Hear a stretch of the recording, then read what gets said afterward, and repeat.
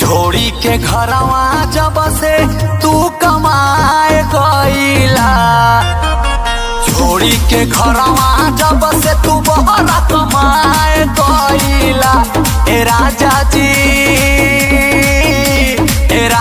जी कवना सब तिनिया और लोभाए गईला। ए राजा हो कवना सब तिनिया पर लोभाए गईला।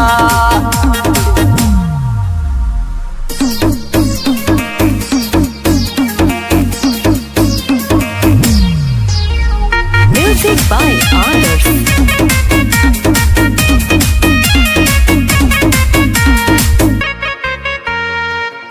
सोचिए राजा कैसे रोतिया काटिले, याद जब आवे तो किया साटिले।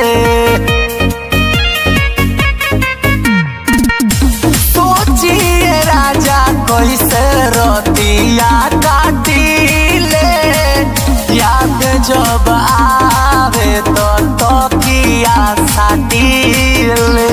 कैसन प्रेम के रोग तू धराए गईला, कैसन प्रेम के रोग तू धराए गईला। ए राजा जी कवना सब तिनिया और लोभाए गईला। ए राजा हो कवना सब तिनिया और लोभाए गईला।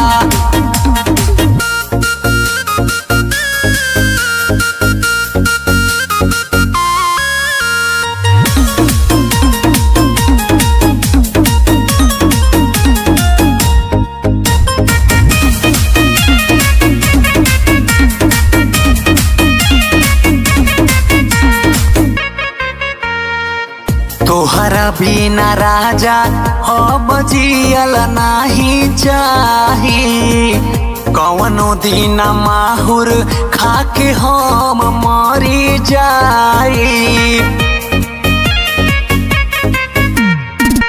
तोहरा बिना राजा हमसे जियल नाही जाई, मन करे माहुर खाके हम मरी जाई। जरीला रोजे बिरह में तू कहवा जुड़ाए गईला, जरीला रोजे बिरह में तू कहवा जुड़ाए गईला। ए राजा जी कवना सब तिनिया और लोभाए गईला। ए राजा